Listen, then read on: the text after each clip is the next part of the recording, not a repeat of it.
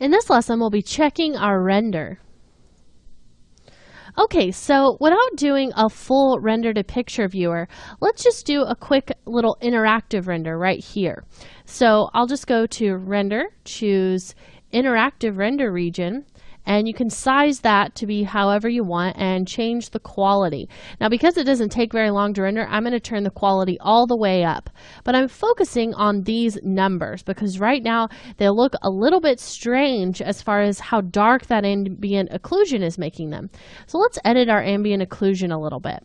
So we'll go to Render and go to Edit Render Settings.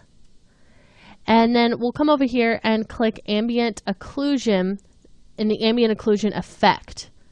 Okay, and I'm just going to pull this over to the side so that I can see both of these at the same time and see it updating as I make the changes.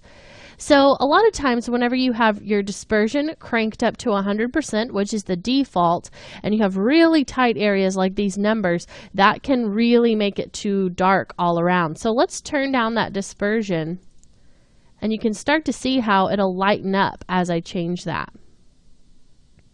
So you can kind of decide how light you want it to go. I think right in there around 73%. I'm still getting a really nice shadow along the edges that helps to define that that is an indentation, but it also is not overshadowing the whole thing with this kind of strange gray look.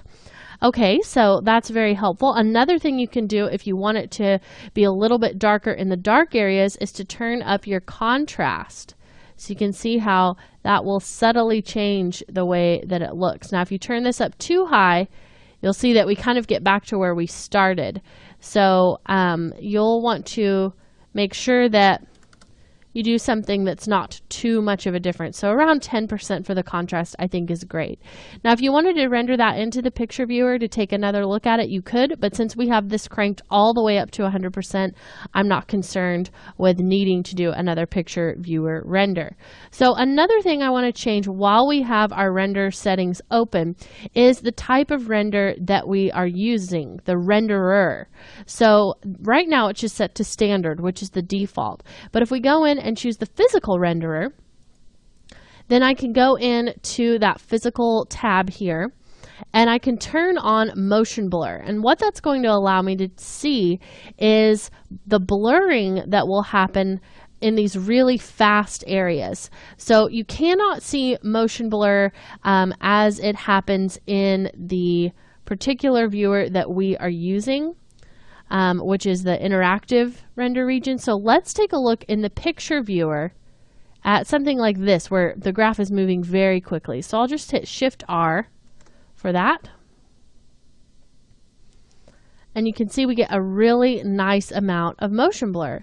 Now, something interesting that I'm noticing is that whenever we have our display tag, it's not showing this piece up right here, but when we're looking at this in the picture viewer, we are able to see this piece, and that's really not what we want. We don't want to be able to see it until much later. And also looking at this in the picture viewer, this still looks a little bit grainy, so we may want to turn our dispersion down for the ambient occlusion a little bit further.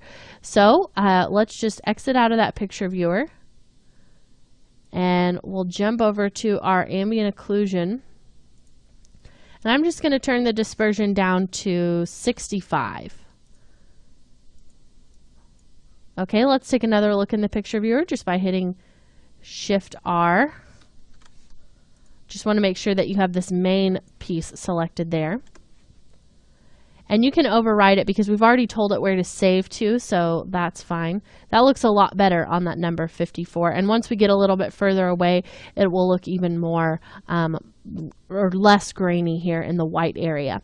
Okay, so let's figure out what's going on with our display tag and why that is still showing. So let's come up here to our render and turn off our interactive render region. And you'll see that when the interactive render region is not on, we don't see that piece that we were noticing earlier. So if we come down here and we find the piece that is doing that, that's going to be the 2% and the 1%. And it looks like those actually don't have display tags on them. So that may be part of the problem here. So even though those are scaling up, we can still see that they exist.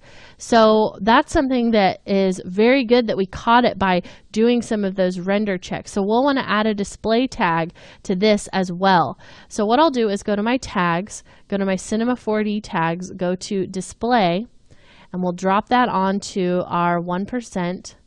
We'll turn on the visibility, turn it down to 0 when we're on 43 and up to 100 when we're on 44. So we'll go ahead and key the 100 since that's where it's defaulting to, and then down to 0 and key again.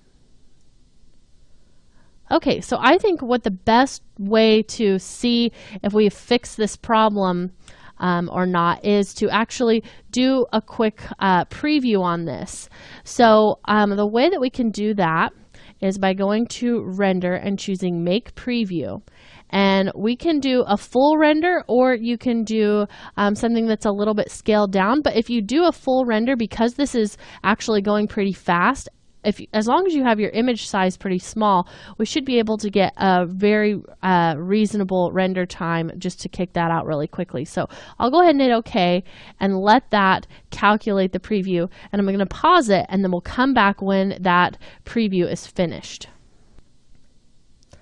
Okay, so our render to picture viewer is done, and you can see we only added the display tag to our 1% here at the top, but we did not add it to our 2%. So it does look like we definitely need a display tag on that part of our bar graph.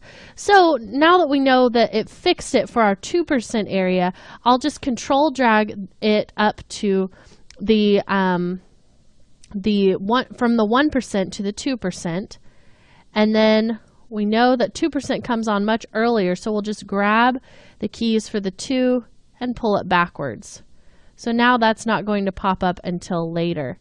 And then you could do another quick preview if you wanted to make sure that everything was working.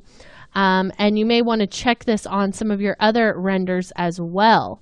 So I would definitely recommend going through and running the previews on the other graphs, and then we'll come back in the next lesson and I'll show you how to actually get these renders out of Cinema 4D so that you can hand them off to your compositor or composite them yourself.